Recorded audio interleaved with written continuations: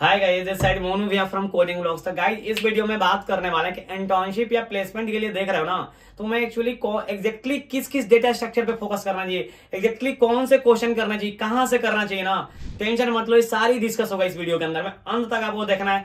Channel पे अगर ना आए हो तो पहले तुम्हें क्या करना है, सब्सक्राइब करना है। उसके बाद क्या करना है, लाइक करना है। चलो ये हो गया बहुत ज्यादा बातचीत, हम आगे बढ़ते हैं वीडियो में। देखो भाई, अगर तेरा इंटर्नशिप या प्लेसमेंट आ रहा है ना भाई, तुझे सबसे पहले एरेज, स्ट्रिंग्स, ये जो प्री रिक्विजिट डेटा स्ट्रक्चर की बात है जिसके ऊपर काम करना होगा। अब एरेज कहने का मतलब नहीं कि लल्लू पल्लू सा क्वेश्चन कर लिए।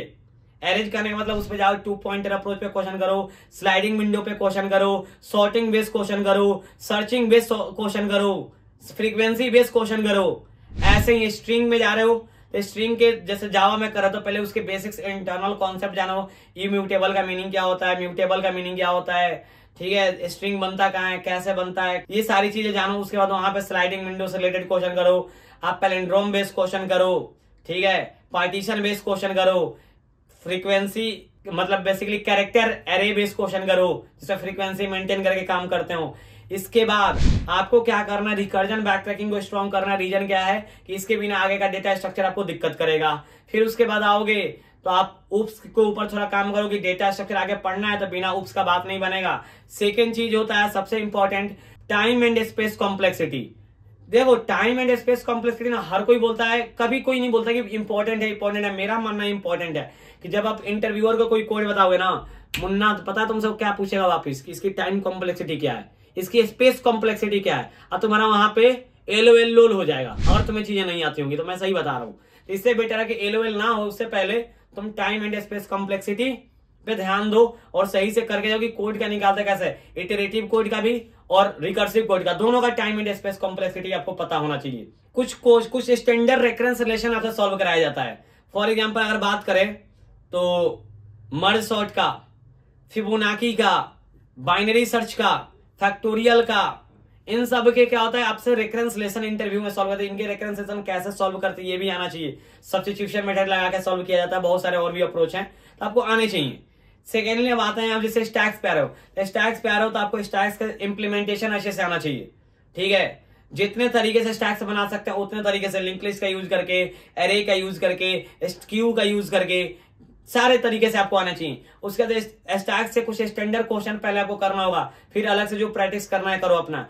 क्यू सेम बात, क्यू जब करने आ रहे हो तो क्यू के सारे आपके इंप्लीमेंटेशन हर तरीके से आना चाहिए, एरे से, लिंक लिस्ट से, स्टैक से, ठीक है जी। अब इससे भी रिलेटेड कुछ क्वेश्चन करना है। क्यू से ज्यादातर क्वेश्चन डायरेक्ट नहीं आता है, क्यू का यूज होता है ट्री के क्वेश्चन में, ग्राफ के क्वेश्चन में, इन सब में।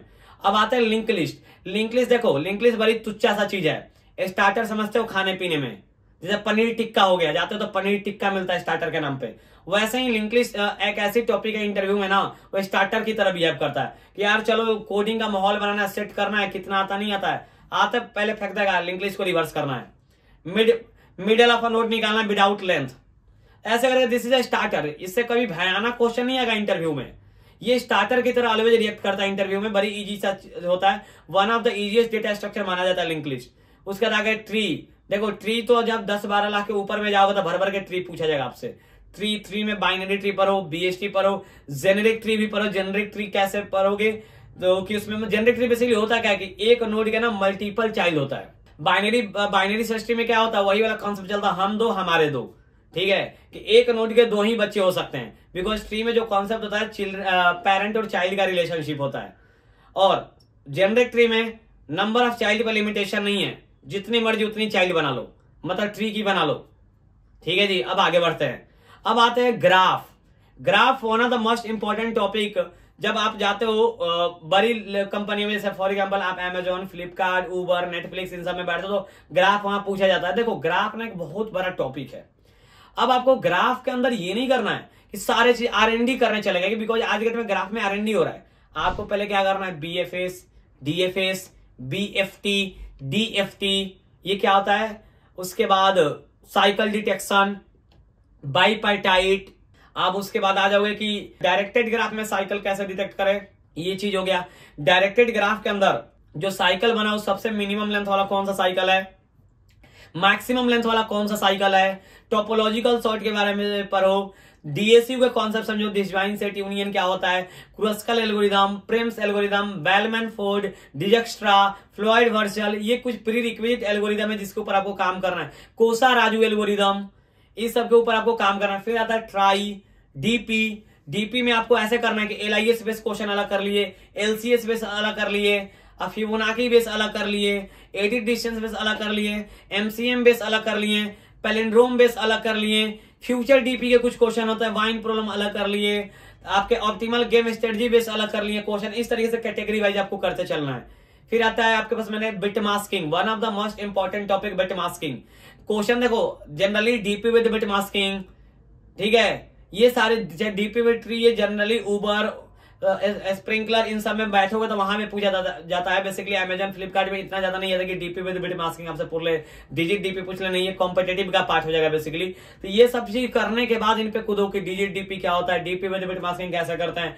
इसके अलावा अगर आपके पास टाइम बचता है तो आप पहले कुछ जैसे स्ट्रिंग के एडवांस एल्गोरिथम था, केएमपी, रेविन कार्प, कम से कम केएमपी तो कर ही लो, पैटर्न मैचिंग के लिए होता है, ये कर ही लो, इसको मत छोड़ना। बाकी रेविन कार्प करो या ना करो, केएमपी जरूर कर लेना। इसके अलावा आपके पास अगर टाइम बचता है तो जाना उधर के साथ, सेगमेंट ट्री, फेनविक ट्री, नहीं तो आप इतना ही कर लो तो सफिशियंट है। अच्छी नौकरी लग जाएगी आपको 15-20 लाख की मिनिमम तो लग ही जाएगा, इतना ढंग से अच्छे करोगे तो इतना तो लग जाएगा। बाकी ऐसे ही वीडियो को और देखना चाहते हैं तो आपको क्या करना है, कमेंट करके बताना कि कौन सा वीडियो देखना चाहते हैं। और इसके रिलेटेड आपको क्वेश्चन अगर चाहिए तो आपके पास क्या होगा, डिस्क्रिप्शन में व्हाट्सएप कम्युनिटी का एक लिंक होगा, उसको ज्वाइन करोगे, ग्रुप में पूछोगे तो आपको सारी डिटेल्स मिल जाएंगी, जो भी इसके रिलेटेड क्वेश्चन कहां से करे, कैसे करे, ईच एंड एवरीथिंग। तो keep coding, keep learning, bye bye guys.